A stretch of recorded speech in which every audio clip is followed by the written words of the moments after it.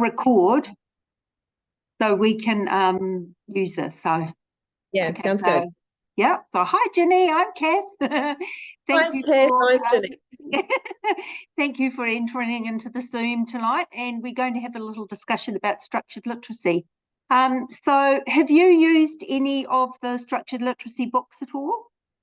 Yes, I have. I have a little bit of experience. I was quite fortunate that with the urgent response fund that came out around COVID times from the ministry, and people were able just to put in proposals and ask for whichever amount they wanted. I just said that there were huge literacy gaps at our school, and I managed to get the Betsy Sewell. Oh, right, yeah. Or whatever her name is, and the phonic book systems, the phonic book series. So we've got all of them, as well as a whole lot of other bits and pieces and games and resources. And we've got toe by toe. Oh, yeah, yeah. We've got sort of spelling programs and things like that. Just trying to think what else we've got. Those are the main ones. And so I was quite fortunate because as soon as I got my role as a learning support coordinator, I got in touch with, because there's not many services available, I got in touch with who was out there, and I got in touch with the resource teacher of literacy. And because even though I work at a college, we've got years 7 and 8, and so my focus was years 7 and 8, and she would still be able to support them. And she talked me through a little methodology of using the structured literacy the other one was Liz Kane. We've got Liz Kane, the code. Yeah. And so now I've got quite a few teacher aides working with different kids, and they're following this little formula with that she's created, and mainly using the phonic books. And yeah, what about you? Yes, well, as I said, I'm a facilitator for the Better Start, so I use the Phonics Plus books extensively in schools, and I was just going to go through those. Do you know these ones? I have seen them. That's the seed and then the seedling, and yeah, that's the first one. Yeah, but you haven't actually used them with students? We have them. We don't have all of them. I think we've only got the first 2.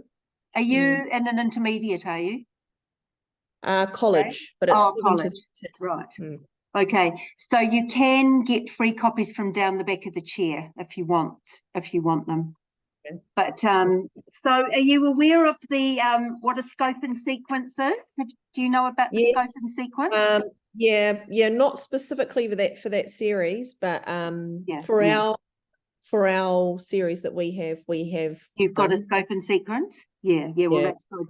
Because again, this is the scope and sequence for the kākano. So it's basically your SATPIN MD, which was the first letters and sounds that you teach. But I think the good things about the Phonics Plus readers is it's got that on the back. And it's really teacher friendly because it's got everything in the back of the book that teachers need. Really, you've got your focus sound, you've got your regular words for sounding out, and then you've got your other words, like they call them high utility words in Better Start, but we can call them high frequency or whatever. Yeah, they all mean the same thing, really. And then we do a lot with the segmentation. Do you have segmentation boards? Yeah, they like Conan or Conan. Conan boxes, yeah. So you do the segmenting and blending. I haven't used that a lot, but I have seen it briefly before. Yeah, because this is the most powerful thing that you can do with kids. And this is what I've just been working with 5 teachers at my liaison school, and they've gone through the Better Start journey this year, and they've just all submitted their assignments. But the chat around students learning now is totally different from when they started on this journey. But one teacher said she didn't ever know how powerful it would be to put boxes around letters. And I mean, it just really is that segmenting. If you take the word tap, tap, and then you can do it with, counters, tap, and then of course you write it in, tap. And it's surprising that the amount of students that can't blend. They can signet, they can do the t, p, but they can't do the tap, and they're both really important. And I've got to the stage with one of my students who he's doing it in his head now. He doesn't need the boxes anymore. He can go tap in his head. So I mean, that's moving on to the next stage. So that's which is really good. So we've come quite a long way with these. There's also earlier books, because if you can see with tap tap, you know, there's quite a lot of text on the page for a 5-year-old, because these are books for a 5-year-old. But you can use them in different ways. So your focus word might be tap. So you teach tap, and then you'd use it as a shared book. So nat, and then you'd stop, tap, so that the students would be able to read that on a mat. You'd read that together, and then you'd stop again, and the kids would read tap, tap. So there's many different ways that these could be used. And I think that's what the teachers have found. But of course, they've gone right back, I think, to the earlier ones, which are one-liners now. But do you know the Sunshine Decodables? Have you worked with the Sunshine box? Yeah, they've been around for a while, eh? Yeah. But question for you. One of my, obviously my QP structured literacy, but one of my cases within my QPs is working with a autistic kiddie bus boy who is year 7, and he's only just arrived in New Zealand. And before he was in New Zealand, he was in a special school in the kiddie bus. And my issue with him is this, that I've talked to lots of different people about how to approach it, but everything I seem to be doing doesn't really work. And I've only focused on a few sounds rather than do a whole lot of, you know, sounds. Like, for example, have you seen word chain before?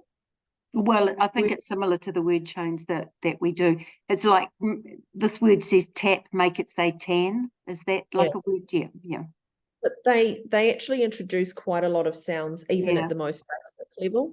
And he is really, like, I might just do, let's say I do, like, you know, t, g, and maybe n as well, like maybe just 4 and 1 vowel.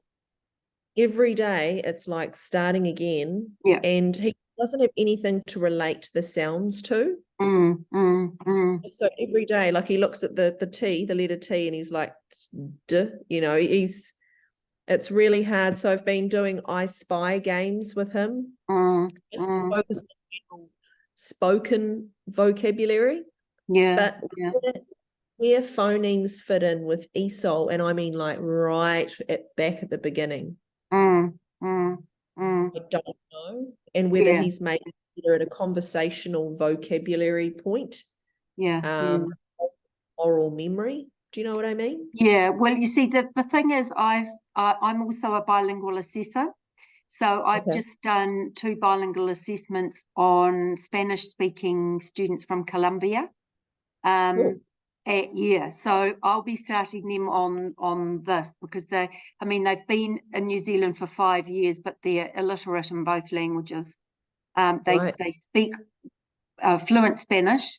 Their bilingual assessment support person that they have who translate while we're doing the assessment, she's from Uruguay and she speaks fluent Spanish. But this is what I'll be starting them on. And I think I like the Sunshine Decodables because of the Polynesian characters, because my two students from Colombia look very much like these. These are students from the islands, obviously Samoan, but so kids can see themselves in books, which is really important. I mean, these are pretty still European characters. There are some with Māori characters, but they're mainly European. So that's why I like these. And I like them also because they've got everything that you need to know in the front cover. So it's really easy for teacher aides and the students to see the words that they need to make. And so we've got these 3 children, Sam, Dan, and Nat, and then we just go through very slowly. So we're making all the words before. So we've got Sam, and we can relate it because there we see him, and it goes all the way through. And then, of course, we've taught them before. Sam sips it, so we teach them the word sip, and then we teach them to add S, and it goes through again. Lots of repetition. And then, of course, on the last page, sip, sip, sip. But I think the thing with the decodables is there's a huge amount of teaching before they actually read the book. All the words are made, before they actually read it. Like, for example, like that would be targeted well at a 5-year-old, level. Yeah. If you had somebody with a cognitive disability, and very weak working memory, and communication issues, so not non-verbal, but not full sentences, mainly a one-word type of response. How might you break that down, that book? What would you... book down? Well, I mean, have you done any phonological awareness work with him? Tried. Yeah. So that's sort of just listening to sound, isn't it? I mean, you have, like at the better start, we have the big letters, and then we have pictures, and we have to say that the picture might be of a dog and the letter might be T. So does this start with a D or a T? And then they have to choose where they put it. So, I mean, that's a really good activity to start with. But I would really start with this, quite honestly. I mean, we've got this little segmentation board here, for Sam, and it's got the scope and sequence up the top, so you can refer to it all the time. They've also got it. I mean, these are all free. These are sunshine things, and they're all free. You just download them. And again, you've got your scope and sequence up the top. You've got your high frequency, high utility words. And then another thing that they've got activities. They've got a whole folder of activities that you can do for each book. So in the activity here, they've got letter formation, where to start. So the first two letters you're going to focus on is A and S. And then they've got circle the letters that make the sound, draw lines to match, colour the picture of Sam, and then circle the picture that shows sipping. So this is really... Is that all free on the website? No, if you buy the books, you can get the activity words sheets free. Okay. Yeah. So it all ties in. Sorry, I'm getting a bit hot here.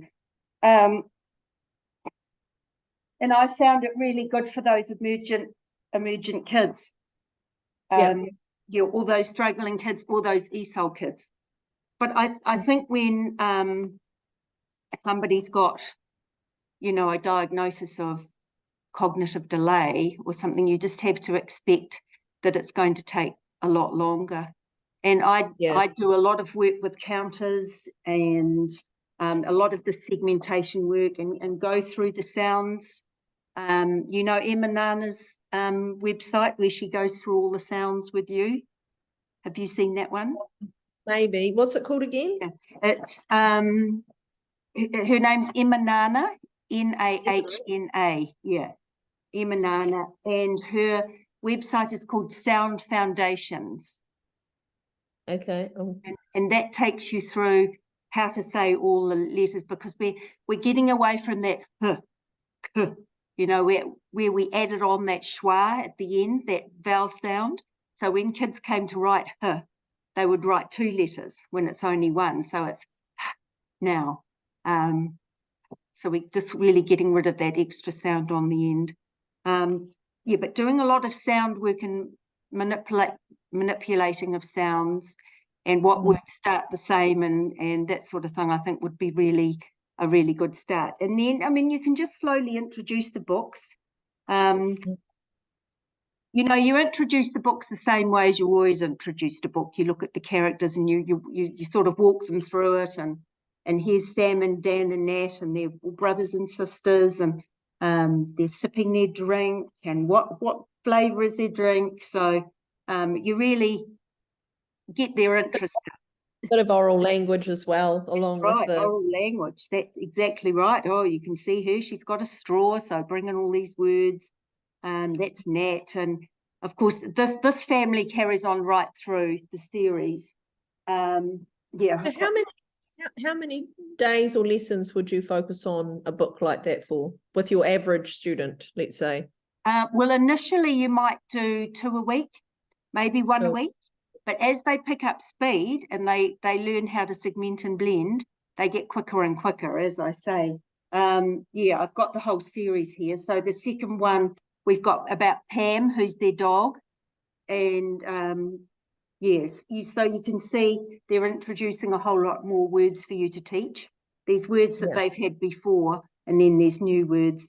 And then, of course, they have their paddling pool in the backyard, and there's more vocab.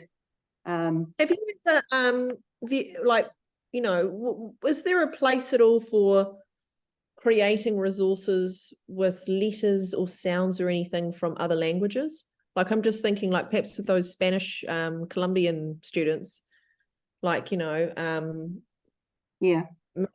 but would there be like, you know, would there be a word maybe that isn't in their language that starts with, you know, but not that you'd use it in English? Do you know what I mean? So you're like, talking about different orthographies, because I English guess, has a certain orthography, Māori has a different one, Spanish has a different one. So yeah, so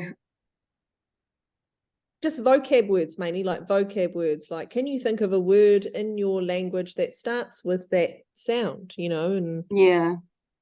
I'm just thinking specifically of my student. He has nothing, you know. He comes with very little previous knowledge with language. He can't really even talk himself. So and he can't speak in Kiribati. He barely understands. When I know this because we've had people try and communicate with him in his what's meant to be his mother tongue, but he doesn't understand them, and if he does reply to them, they can't understand what he is saying. So I just wonder if there's any morphed kind of way of doing this to relate letters. Just the idea of a letter, like introducing the whole idea of what is a letter, and that the letter means a sound. And what do you have in your, like, what language full stop do you have in any language? You know what I mean? Well, yeah, it's a tricky one, isn't it? I mean, of course, with the sunshine, we've got the scope and sequence up at the top that we teach them, the SAP and MD. And I mean, that was chosen. I mean, speech language therapists have developed the Better Start literacy approach. So they're not actually teachers, but they know that these are the easiest sounds for students to make, and that's why they've picked those ones. But for somebody who hasn't got a lot of oral language, I mean, do you read books to him? Because that's another big part of the Better Start. They have these beautiful rich picture books. And at the beginning of every picture book, there is vocabulary that has been highlighted. Is that part of the Better Start, is it? Yeah, it is. Are those books you're showing right now, are they free? No, the schools have had to buy these. Yeah, Okay. yeah. So they read them to the students 4 times a day. Sorry, a week. Yeah, and every day. Sick of them. Yeah, they get very sick of it. But every day there's a different focus. So the first day you read through it and you talk about. I've been through all of these and I've highlighted the words. If I can find one that I've highlighted. Okay, wading. Okay, so what does wading mean? So that will be highlighted and the teacher will stop and they'll talk about wading and they'll talk about going to the beach. And so this is really expanding their vocabulary. I mean, you can do it with any book. It doesn't have to be these books. These books were chosen because they are, a lot of them are New Zealand books. We've got The Witch and the Cherry Tree and that sort of thing, which is Margaret Mahy. So yeah, so we go through those and that's the first thing. And then of course, the second day, they do the retelling because retelling is really important. Then the third day, they might read through it again and talk about the vocabulary again. And then on the fourth day, they will start thinking about, well, who are the characters in the book? Where was the story set? What was the problem in the story? And how was the problem resolved? So, and that really is linking into their writing as well, because of course, every story has to have characters and setting and problem and resolution and all those things. So, so that's really valuable. So I would try and read to that student and talk to him about words as you know, at least once a day, not 4 times a day. Yeah. Yeah, because he's never going to be able to manipulate language if you're not feeding it in, is he? So yeah, it's a tricky one. I've got the other case that I'll be using for my QP is a group of year 8 boys who I have a literacy group with. Yeah.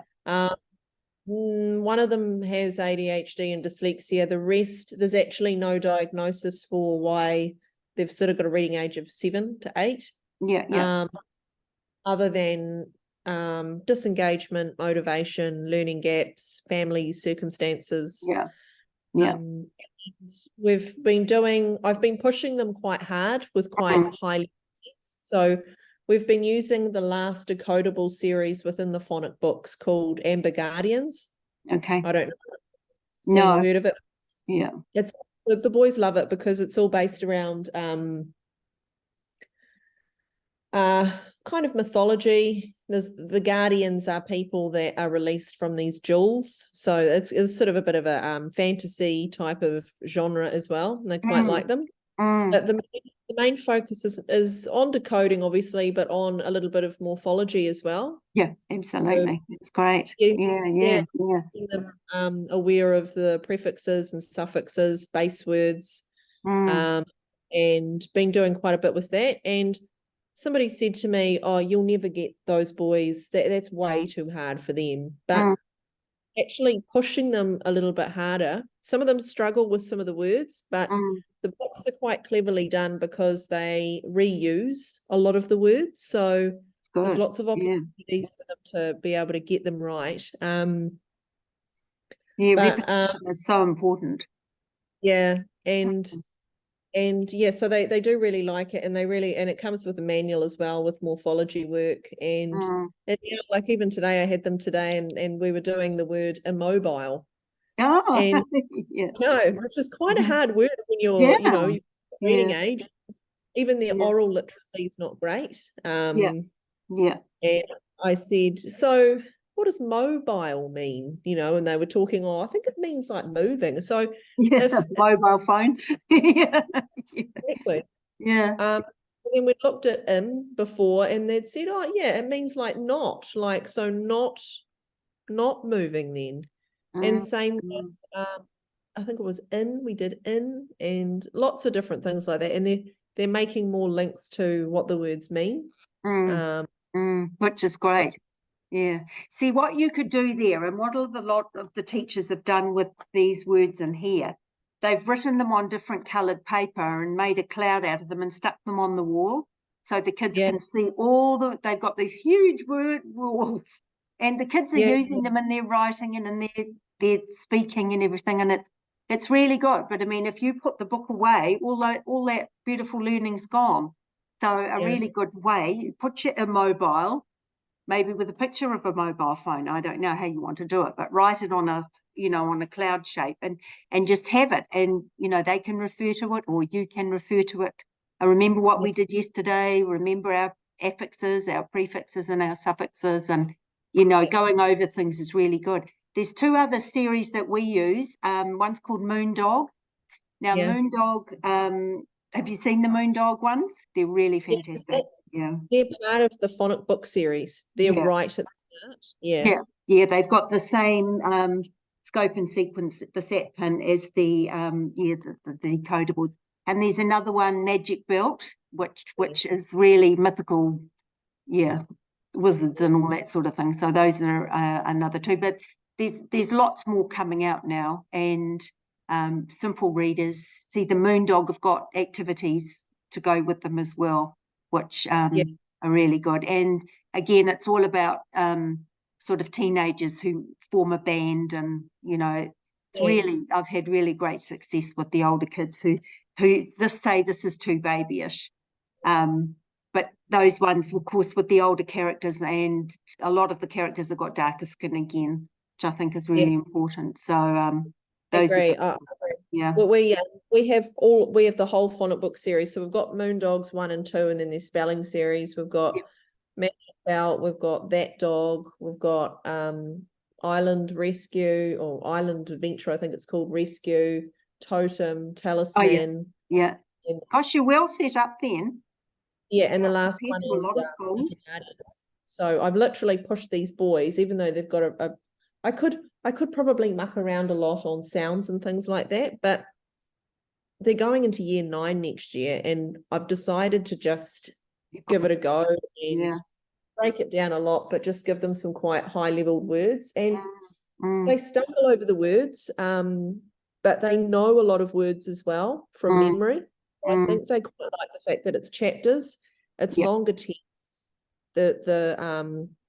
it's long enough so that there is a good storyline that we can bounce around ideas. And as soon as we get there and open the box, they're just reaching for the books. I don't even have to get they're just like, let's go, I want to read first, you know. So you do activities like if you're in a group, like one will be the person who will retell, one will be the person who picks an interesting word and talks about that. You know, one might have a different job of describing a character, or one might have a different job of talking about the problem and the resolution. So, and then everybody will get a turn, then you rotate those ideas round. So the next day somebody else will have the job of retelling. So they all get used to, you know, taking on different roles. I think another good thing to do is to do writing from the book. I mean, we do a lot of writing. So we describe Sam. Sam is a boy. Sam has brown hair. Sam has a red shirt. I mean, this is how basic it is for the students that I've got. They can use the words in the book. They can make the words using their, you know, their segmenting and blending board. If the words aren't there, we can also make them at the bottom of the book. You know, putting a line for each letter. So they've got their own little dictionary, and what the kids are doing, they're going back over their written work to find words that they had before. So I found that really good. Trying to, you know, there's that reciprocity between reading and writing. And I think sometimes writing drops off a bit because we're so focused on trying to get these kids to read. But if we, I mean, they can even do shared writing. Another really good writing program I do is called list writing. So what you do, you give them a picture. It might be a picture of the beach. Oh dear, it's going to end in 10 minutes anyway. So give them a picture of the beach, and then go through and get them to write down all the nouns, all the adjectives, all the verbs, and all the adverbs they can think about relating to the beach. So then when they come to write, they've got all those beautiful words already there that they've brainstormed. And you can write as a group. It's really good to write as a group once or twice a week. And then other times they can write on their own. They're only quick writes. So let them write for 10 minutes, then you're sharing all the beautiful ideas. So that's really a very powerful way to write too. It reduces that cognitive overload because they're not having to think about the vocabulary at all. They've got the vocab, they just have to think about you know, what they're going to write about. And some go through and highlight the words that they've used, and like the nouns will be in pink and all that sort of thing. I mean, you don't have to do that, but some kids like to do that just to keep a sort of a tally about, you know, how rich their work is becoming. So thank you. You're full of ideas. I wish you worked at my school. Question though, like with this QP, how would you suggest you assess for difference made or value added, I guess? Yeah. Well, have you got some pre and post data? Because my Better Start one, I've got a lot of pre and post data, but also get student voice and get teacher voice. That's really important, especially student voice. If those students can say how they're feeling, that is more powerful than any data at all. So yeah, try and interview them, especially those older ones. Yeah, with the older ones, I've got probes for all of them that were done before. That's good. Yeah, school-wide initiative. Yeah. But as you say, that what you said, they're reaching for the books now. I mean, that is just really good, because we want kids to love reading, don't we? We don't want it to be laborious or anything like that. So I think if you can try and get some student voice and try and get some teacher voice about what a difference these things are making, I think that's good. Because at the beginning of my Better Start Literacy, I mean, I had so many tears from these staff. They were locking themselves in rooms and crying, and they were saying, we can't do this, this is too much work, it's too different, we want to go back to the old way.